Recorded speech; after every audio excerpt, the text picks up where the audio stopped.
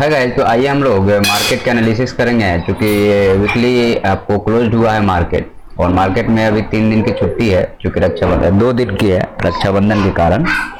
तो चलिए हम लोग मार्केट को थोड़ा देखते हैं और समझने की कोशिश करते हैं कि मार्केट कर क्या रहा है। तो ये आपका निफ्टी का चार्ट है, और यहाँ पे आप लोग थोड़ा सा ध्यान दीजिएगा लेवल्स को लेकर के। लेवल्स से बहुत ज़्यादा काम करते हैं, तो लेवल्स को लेकर अगर हम काम करें तो हम ये बोलेंगे कि देखिए मार्केट जो है ये आपका टॉप हो गया, ओके, और उसके बाद में ये फिलहाल के लिए हम मान के चलेंगे कि ये इसका बॉटम है। मतलब मार्केट एक बहुत बड़े रेंज क्रिएट करके बैठा हुआ है। अब मार्केट जब भी गिरता है उसके पहले मार्केट एक बहुत बड़ा रेंज क्रिएट ही करता है, इस चीज को आप ध्यान रखिएगा। मार्केट में एक बड़ी गिरावट होती है उसके पहले मार्केट एक रेंज क्रिएट करता है। तो यहाँ पे अब हम लोग ये देखने जा रहे हैं कि ये टॉप और बॉटम के बीच में जो ये बन रहा है ये स्ट्रक्चर क्या है, और इसको हम लोग कैसे आइडेंटिफाई करके ट्रेड करेंगे। अगर हम लोग इस पॉइंट पे आते हैं तो अब ये मार्केट जो है, अगर ये जो निकल रहा है मार्केट ऊपर के साइड में, तो अगर इस ये रेड लाइन मतलब 0.6% के अगर ऊपर ये मार्केट निकल जाएगा तो हम मान लेंगे कि मार्केट जो है सो यहाँ से एक और हाई लगाने के लिए तैयार हो रहा है, और ये मार्केट जो है सो ये यहाँ भी नहीं रुकेगा, ये ऊपर चला जाएगा या डबल टॉप बनाएगा। फिलहाल के लिए ये आप अगर ध्यान से इसको देखिएगा तो ये लगभग 1200 पॉइंट का जो है सो 1200 पॉइंट है निफ्टी में, तो बैंक निफ्टी में 3600 पॉइंट मतलब लगभग 4000 पॉइंट का होगा ये चीज़। तो अब हमें ये चीज़ देखना पड़ेगा कि मार्केट में हमारे लिए फिलहाल जो लेवल निकल के आया है, मतलब ये 4 घंटे के चार्ट पे, हम मंथली वीकली पे भी नहीं जा रहे हैं, तो हमारे पास लेवल जो है वो 24,600 का है। मैंने आपको बहुत पहले से बोलते आ रहा हूँ कि मार्केट जो है सो 24,500 के ऊपर निकल जाएगा या 600 के ऊपर अगर टिकने लगेगा मार्केट, तो मार्केट एक अच्छा खासा हाई, एक नया हाई भी आपको मार्केट में दिख सकता है। लेकिन यहाँ पे अब सबसे ज्यादा क्रिटिकल पॉइंट है कि 24,600 को मार्केट निकाले, 24,611 को मार्केट निकालना पड़ेगा, या गैप अप ही खोल दे मार्केट और यहाँ मतलब दिन भर एक कैंडल रुक जाए और उसके बाद फिर मार्केट निकल जाएगा। मार्केट बहुत तेजी से निकलेगा उसके बाद में, ठीक है, क्योंकि जो शॉर्ट किए हैं वो शॉर्ट, चूंकि यहाँ पे सेलर थे, अगर आप ध्यान से देखिएगा तो जो यहाँ से शॉर्ट करके इसको सीधे यहाँ खोले थे, तो उनका एसएल जो होगा वो यहाँ पे पोजीशन को उन्होंने कवर करना शुरू कर दिया, और जैसे ही उन्होंने पोजीशन को कवर किया मार्केट यहाँ से शूट अप हो गया। और ये जो लेवल होगा आप अगर ध्यान से देखिएगा तो ये 0.5 और 0.6 का लेवल होगा। तो अब कई लोग इसको, मतलब मैं ये क्रिटिसाइज नहीं कर रहा हूँ, देखिए ये 0.5 और 0.6 का लेवल था जहाँ पे सेलर रुके हुए थे, उसके बाद एसएल हो गया, वो लोग निकल गए।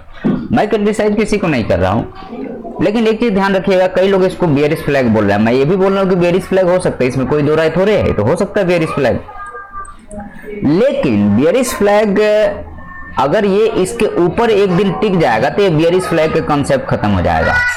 अभी मैं मान रहा हूँ कि बेयरिश फ्लैग है, लेकिन अगर ये इसके ऊपर टिक जाएगा तो बेयरिश फ्लैग का कंसेप्ट खत्म हो जाएगा। अब हम आपको एक चीज और दिखाने जा रहा हूँ जो कि आपकी बहुत काम की चीज है, जो कि हम डेली चार्ट पे लेके आपको चले गए हैं, ठीक है। तो डेली चार्ट में आप देखिएगा कि यहाँ की अब मैं बात नहीं कर रहा हूँ, मैं आपको थोड़ा पीछे ले जा रहा हूँ। अब मैं थोड़ा सा ज़्यादा ही आपको पीछे ले जाऊंगा और मैं आपको दिखाने की कोशिश करूंगा जो कि आपको समझना चाहिए उस चीज़ को कि ये मार्केट करता क्या है। देखिए आप, ये 20 के पहले की गिरावट का एक ग्राफ है, इसको ज़रा ध्यान से देखना आप, तो आपको सारी स्टोरी समझ में आ जाएगी। यहाँ पे मार्केट क्या किया है कि मार्केट एक अच्छा खासा रेंज बनाया है, और मार्केट देखिए, मार्केट को क्या है, मार्केट में कोई काम तो होता नहीं है, आपके पैसे को कैसे बड़ा प्लेयर ले ले। मार्केट में मेन उद्देश्य तो यही है ना कि आपके पैसे को ले लिया जाए। तो उस हिसाब से अगर हम देखते हैं यहाँ पे, तो मार्केट क्या किया, मार्केट गिरा, और यहाँ पे जाने के बाद में एक ये बेयरिश फ्लैग कहा जाएगा। डेफिनेटली ये बेयरिश फ्लैग इसलिए कहा जाएगा क्योंकि अगर हम यहाँ से फिर मार्क करेंगे तो ये 0.5 और 0.6 का लेवल आएगा।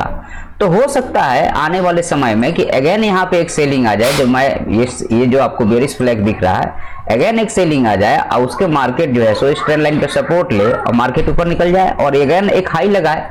और यहाँ पे कॉन्फिडेंस में लिया जाता है, लोगों को कॉन्फिडेंस में इसलिए ले जाता है क्योंकि ये जितने बायर हैं वो ये समझना है कि मार्केट नीचे आता है ऊपर चला जाता है, नीचे आता है ऊपर चला जाए, एक बार बहुत बुरी तरीके से तुम्हें मारेगा, वो होना है एक दिन। तो मार्केट कॉन्फिडेंस में, बायर को हमेशा सेलर जो है सो कॉन्फिडेंस में लेना चाहता है, और जब वो एकदम फुल प्रूफ कॉन्फिडेंस के साथ जो घुसना शुरू कर देते हैं तो क्या करता है मार्केट, आपको पता ही है, मार्केट उठा के पटक देता है।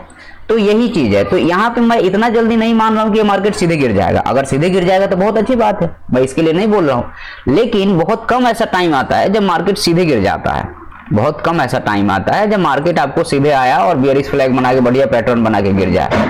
तो ये बहुत कम टाइम आएगा। जैसे मान लो कि यहाँ पे भी ये गिरना था, तो यहाँ पे डबल टॉप बनाए, उस टाइप की कोई स्ट्रक्चर बनाए, तो आप यहाँ से बोलोगे जैसे ये बेयरिश फ्लैग है, यहाँ के लिए बेयरिश फ्लैग है, यहाँ पे ये जो है सो बेयरिश फ्लैग है, ठीक है। लेकिन तो यहाँ पे ये बेयरिश फ्लैग, जैसे मान लीजिए कि यहाँ पे ये बेयरिश फ्लैग है इस टाइम के लिए, लेकिन जब यहाँ पे डबल बॉटम बन के ऊपर जा रहा है, तो यहाँ पे लोगों को कॉन्फिडेंस में लेकर के फिर मार्केट में गिराया जाता है, ताकि हमारे पास एसएल उपलब्ध हो जाए और फिर मैं उनके एसएल को काटूं और फिर मैं आगे बढ़ूं। ये जनरल सी बात है। जैसे यहाँ पे लोगों को कॉन्फिडेंस में लिया गया है। अगेन अगर आप देखोगे यहाँ पे जैसे देखो, यहाँ पे ये ऊपर गया और फिर जो है सो धड़ाम से नीचे आ गया।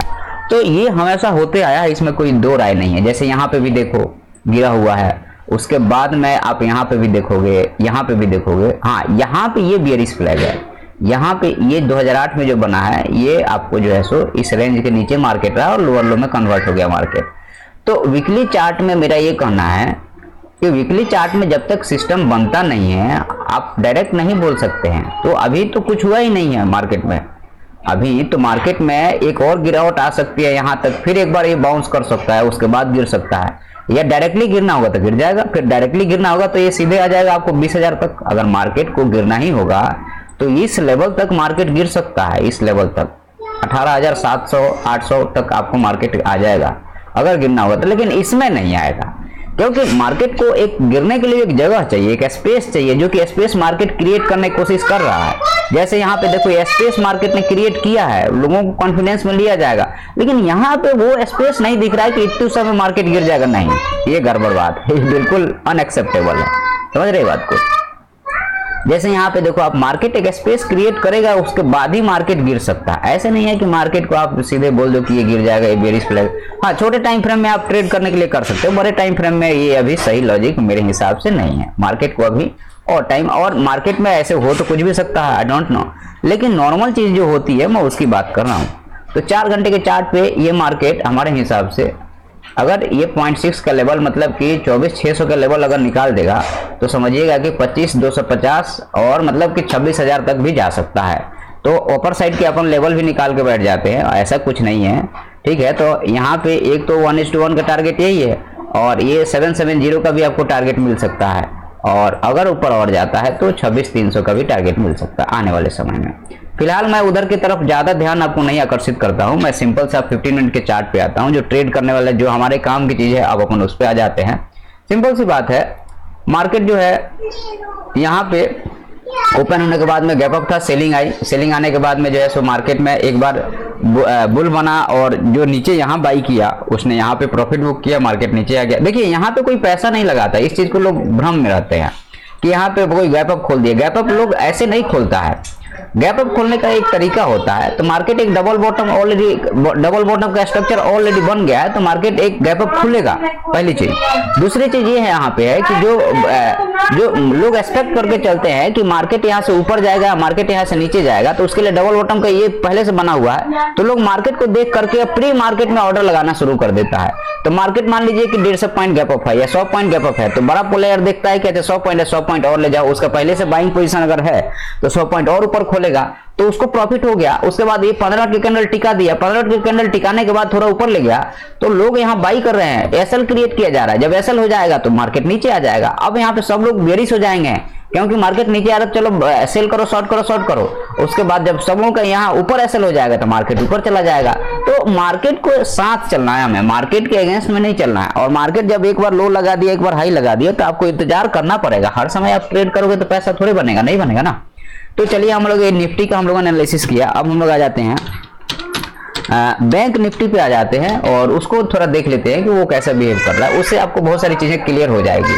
अब यहाँ पे आप एक चीज देखना, मैं जो चीज बोल रहा हूँ, लोग जो इसको बेयरिश फ्लैग बोल रहे हैं, उसका लॉजिक मैं बता रहा हूँ। देखो, अगर ये मार्केट अगर ध्यान से देखोगे तो बैंक निफ्टी भी एक अच्छा खासा कंपोनेंट है, और बैंक निफ्टी के जो टॉप हैं अगर आप वहां से देखोगे बैंक निफ्टी का जो टॉप है ये है आपको 53,000 का टॉप है, मार्केट 53,000 के टॉप लगाया है।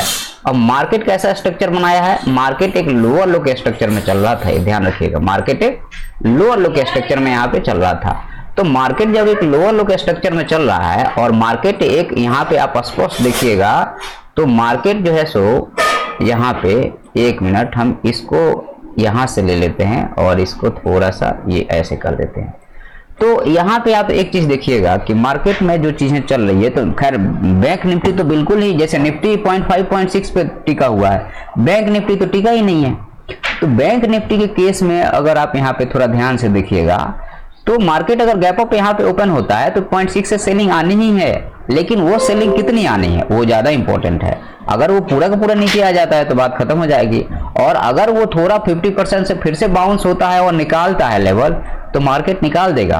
तो यहाँ पे अगर आप देखिए बैंक निफ्टी में तो यह एक बुलिश फ्लैग बन रहा है, उधर एक बेरिश फ्लैग बन रहा है, इधर एक बुलिश फ्लैग, मार्केट साइडवेज।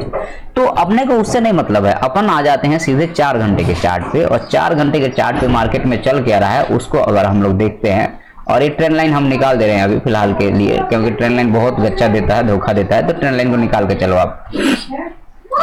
तो मार्केट में अब क्या हो रहा है, मार्केट में देखिए, मार्केट में आपको सेलर का जो एसएल था वो पहले यहाँ था, अब सेलर का एसएल यहाँ पड़ा हुआ है, इस रेंज पे सेलर का एसएल पड़ा हुआ है। तो इसके ऊपर अगर मान लीजिए गैप अप खोल के सस्टेन हो जाएगा तो हमारे लिए टारगेट ये हो जाएगा, सिंपल सी बात है, ठीक है। तो इसमें कोई वो नहीं है, और हमारे लिए दिक्कत ये है कि अगर ये मार्केट ऊपर भी जाता है तो यहाँ पे जाने के बाद में मार्केट में सेलिंग आएगी, या गैप अप खुल गया तो बात खत्म हो गई, सेलिंग नहीं आएगी। तो इस चीज को हमें पकड़ के चलना है। अच्छा, दूसरी चीज ये है कि इसको हम 1 वीक के चार्ट पे अगर हम जाते हैं तो 1 वीक के चार्ट पे देखो आप क्या बन रहा है, 2 कैंडल सेमी रेंज में बना हुआ है, तो इसके ऊपर टिकेगा तो ये सारे लोग का एसएल हो जाएगा यहाँ पे, ठीक है। तो हम लोग यहाँ पे बात कर रहे थे आपसे कि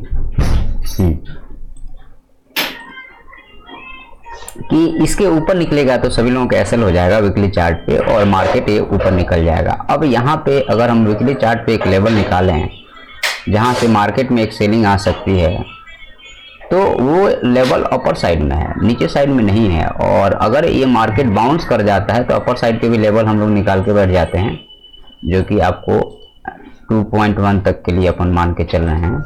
अब आ जाते हैं हम लोग सीधे 4 घंटे के चार्ट पे, और उसके बाद थोड़ा स्टॉक को भी हम एनालिसिस करेंगे, क्योंकि स्टॉक के बिना काम चलेगा नहीं। देखिए, तो सिंपल सी बात है कि मार्केट अगर यहाँ से निकलेगा तो इस सीधे यहाँ रुकेगा, और यहाँ पे फिर जो है सो बेयरिश फ्लैग मान सकते हो। तो अगर ये मार्केट एकदम ही कमजोर होगा तो यहीं से या इधर से कहीं से सेलिंग आ जाएगी और एक नया लो लग जाएगा, क्योंकि मार्केट में आप देखिएगा नीचे से नहीं लेकिन ऊपर से अगर आप देखिएगा तो एक लोअर लो का स्ट्रक्चर है, और मार्केट को इस ट्रेंड लाइन पे जाना चाहिए था, जो कि नहीं गया, एक भी बार नहीं गया। मतलब कि इधर 3 बार आया है, लेकिन यहाँ से लग रहा था कि जाएगा, सेलिंग आ गई, अगेन गैप डाउन हो गया, फिर यहाँ से गया और सेलिंग आ गई। अब यहाँ से एक बार यहाँ जा रहा है, तो यहाँ जाने के बाद सेलिंग आती है और नया लो लगता है, या फिर ये इधर जाता है, वो डिसाइड करेगा। और इधर जाएगा तो फिर ये ट्रेंड लाइन है, और ट्रेंड लाइन को निकालेगा तो ही बुलिश मान के चलेंगे हम लोग। तो अभी मेरे हिसाब से यह एक आपको डब्ल्यू टाइप का स्ट्रक्चर दिख रहा है, जिसका नेक लाइन ये है, और ये निकालेगा तो सीधे यहाँ तक जाएगा, ट्रेंड लाइन को भी नहीं रोकने देगा यहाँ पे। और मार्केट एक बुलिश स्ट्रक्चर हमें दिख रही है अभी, तो आप इतना जल्दी बेयरिश नहीं बन जाइए। हाँ, अगर इसके नीचे आ जाएगा तो बेयरिश अपने को रहना है, लेकिन मुझे नहीं लगता है कि मार्केट अभी बेयरिश होगा। मार्केट एक बार और बाउंस करने के बाद ही गिरना चाहिए, क्योंकि अगर ऐसा होता तो आप देखिए यहाँ पे हम लोग आ जाते हैं थोड़ा सा S&P सेंसेक्स में आ जाते हैं। अगर ऐसा होता तो ये मार्केट जो है यहाँ से सेलिंग आएगी और धड़ाम से मार्केट नीचे गिर जाएगा, और अगर ये जल्दी गिरेगा तो फिर समझिएगा कि थोड़ा सा दिक्कत होने वाली है। क्योंकि अगर हम लोग यूएस का मार्केट भी थोड़ा सा यहाँ पे SPX 500 को देखते हैं कि ये क्या कर रहा है, 4 आवर के चार्ट पे ये भी एक बेयरिश फ्लैग बनाया हुआ है, इसलिए लोगों को ये लग रहा है कि मार्केट जो है यहाँ से गिर सकता है। लेकिन मैं वीकली चार्ट पे एक बार देखना चाहूँगा इसको, क्योंकि अब मुझे हर तरह से पर्सपेक्टिव देना पड़ेगा, मुश्किल है, ये मार्केट गिरने वाला नहीं है। डाउ जोन्स को भी आप देख लीजिए, तो डाउ जोन्स में अगर हम देखते हैं, डाउ जोन्स इंडस्ट्रियल एवरेज को अगर आप देख के चलिएगा, कहाँ से बेयरिश फ्लैग दिख रहा है, नहीं दिख रहा है भाई। ये स्ट्रक्चर मार्केट जो बना के चल रहा है, यहाँ से ये जो बाइंग आ रही है, ठीक है, और अगर ये यहाँ से ये जो सेलिंग आ रही है, अगर इसको पकड़ के चलिएगा और इसके ऊपर निकला मार्केट, तो मार्केट अगेन एक हाई लगा सकता है। डाउ जोन्स में आपको एक हाई दिख रहा है ना, यहाँ पे स्पष्ट दिख रहा है ये हाई, तो अब यहाँ पे ये मार्केट जो है यहाँ तक भी जा सकता है और जो है सो आपको 43,448 या 500 तक भी जा सकता है।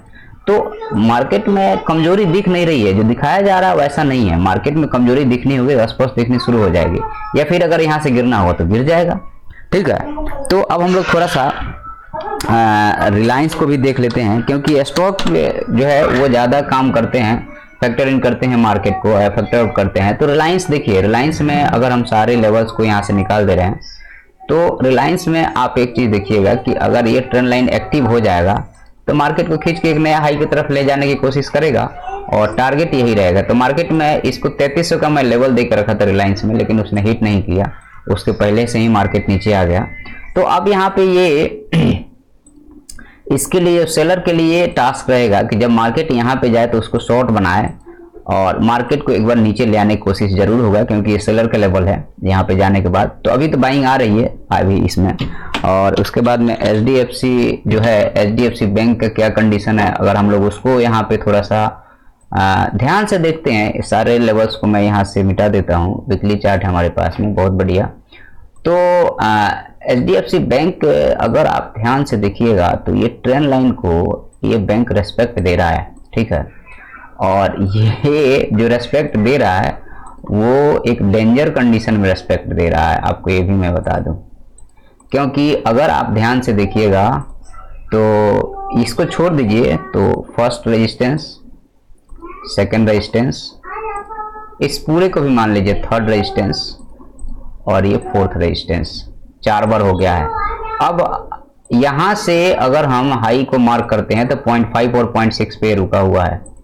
अगर ये HDFC बैंक अगर इसके ऊपर ये टिकना शुरू हो जाएगा तो अब की बार एक नया हाई लग जाएगा।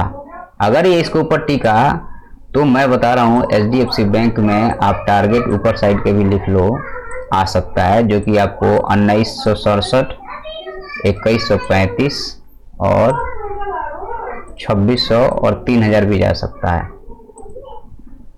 ये इधर तक भी आपको जा सकता है आने वाले समय में। लेकिन अभी मैं उसके तरफ नहीं जा रहा हूँ, मैं अभी आपको एक चीज़ बताने की कोशिश कर रहा हूँ कि अगर अब ये ट्रेंड लाइन काम नहीं करेगा, ये अगर ऊपर साइड जाएगा, नीचे आ जाएगा तो बात ही खत्म हो गई ना। नीचे आ जाएगा तो अब क्या, अपनी एक्सपेक्टेशन जो है वैसे नहीं बना मार्केट, बात खत्म हो गई। ठीक है, तो यहाँ पे HDFC बैंक हो गया, रिलायंस हो गया। इन्फोसिस देख लेते हैं, IT स्टॉक को भी अपने को थोड़ा सा देखना पड़ेगा। तो इन्फोसिस में अब इन्फोसिस नहीं है, इन्फोसिस में तो वही सेलिंग आएगी। इन्फोसिस में तो मेरे हिसाब से यहाँ पे ये भले बाउंस कर रहा है लेकिन मुश्किल है, ये सेलिंग आएगी। और इन्फोसिस एक लंबे रेंज के लिए फंसने जा रहा है, आपको मैं बता दे रहा हूँ, लिख लो आप लोग। अगर ये हाई नहीं निकाला ना तो इन्फोसिस एक लंबे रेंज के लिए नीचे फंस जाएगा, मतलब इस रेंज में फंस सकता है काफ़ी, मतलब कि साल भर, 1.5 साल 2 साल के लिए इसमें। क्योंकि ये आपको मान लो कि एक, और अगर ये ऊपर नहीं जाता है तो दूसरा, और फिर ये आएगा यहाँ पे तीसरा, और फिर यहाँ से 50% आने के बाद में इसका 50%, मैं भविष्यवाणी जो कर रहा हूँ, आप लोग बोलोगे क्या कर रहे हो आप, लेकिन ये सच्चाई यही होगी इसकी कि यहाँ पे इधर कहीं आने के बाद में बाउंस करेगा तो ही जाके इसमें कुछ बनेगा, अदरवाइज ये लंबे चौड़े टाइम के लिए ये गया साइडवेज। ठीक है, तो इन्फोसिस, लेकिन इसके ऊपर निकल जाएगा तो ये काम नहीं करेगा, अगर इसके ऊपर निकल गया तो। ठीक है, तो इन्फोसिस हो गया हमारे पास में, HDFC हो गया। चलिए ICICI भी देख लेते हैं हम लोग, ICICI बैंक भी देख लेते हैं। तो ICICI बैंक तो खैर ये यहाँ से फिर से बाउंस हो रहा है, ये रेजिस्टेंस बिकम सपोर्ट का काम किया, बाउंस हो रहा है। तो ICICI बैंक तो धीरे धीरे ऊपर ही है, ICICI बैंक के ज़्यादा टेंशन नहीं है। थोड़ा क्रूड देख लेते हैं, हट तो बेटो जरा, थोड़ा क्रूड ऑयल हम लोग देख लें। तो क्रूड का फ्यूचर क्या कह रहा है, क्रूड ऑयल का फ्यूचर जो है, इसका फ्यूचर, अच्छा क्रूड ऑयल का फ्यूचर अगर हम लोग देखते हैं तो ये ऐसे है, और ये जो है यहाँ पे ये, ठीक है। तो क्रूड ऑयल के फ्यूचर में अगर हम यहाँ पे लेवल्स लगाते हैं, हाँ जी, 2 और ये 3, ठीक है, और ऊपर से ये 1, ये 2 और ये 3 बार रेजिस्टेंस भी हो गया, नीचे से भी गया। तो ये किधर भी फट सकता है, ये नीचे फट जाएगा या ऊपर फट जाएगा, जिधर भी फटेगा उधर ये बम बम भोला हो जाएगा। ठीक है, तो हमारे हिसाब से अगर ये नीचे फटेगा तो मार्केट ऊपर फटेगा, ठीक है। तो ये लाइट क्रूड ऑयल फ्यूचर है, हमें ओरिजिनल क्रूड चाहिए, crude oil future TVC Brent crude हो गया ना, ये क्रूड ऑयल फ्यूचर एमसीएक्स में अपना हाँ ये देखो ऐसे ही फंसा है। तो अगर ये इसके नीचे आ जाएगा ना तो ये फिर ये सारे लोग निकल जाएंगे और मार्केट नीचे आ जाएगा, और अगर इसके ऊपर निकलता है तो फिर आपको एक नया हाई की तरफ जाते हुए दिखेगा ये। तो हमारे हिसाब से अब एक पैरामीटर और बचा है जिस पे हम डिस्कस करके इसको वाइंड अप कर देंगे आपके सामने, और वो पैरामीटर है आपका विक्स। तो इंडिया विक्स क्या कह रहा है, इंडिया विक्स की अगर हम बात करते हैं तो इंडिया विक्स में ये आपको एक चीज देखिएगा ध्यान से कि इंडिया विक्स में एक आपको ये 2020 का चार्ट है, ठीक है। उसके बाद में ये जो है सो 2022 में एक बार गिरा है और ये 4 जून को गिरा है। तो एक बार जब यहाँ हाई के बाद में सेलिंग आ गई तो अब ऊपर जाने के चांस बहुत अभी कम है, एक बार ये नीचे यहाँ तक आएगा। तो इसलिए हम बोल रहे हैं कि मार्केट एक बार बुलिश होगा, अगर ये नीचे यहाँ पे आना चाहिए, इसके बाद ये बाउंस करेगा और उसके बाद निकल जाएगा तो ठीक है। जैसे आप देखिए एक बार ये आया, बाउंस किया, फिर नीचे आ गया, फिर ये ऊपर गया, अब फिर ये धीरे धीरे करके यहाँ पे आया, फिर ये धीरे धीरे करके बाउंस किया, अब यहाँ पे टाइम पास करके नीचे आए, या फिर ये यहीं से अगर शूट कर जाए तो बात अलग है, ठीक है। तो ये सारे अभी यहाँ पे सिचुएशन बना हुआ है। तो हम लोग इस वीडियो को यहीं वाइंड अप करते हैं। वीडियो पसंद है तो सब्सक्राइब कीजिएगा। धन्यवाद।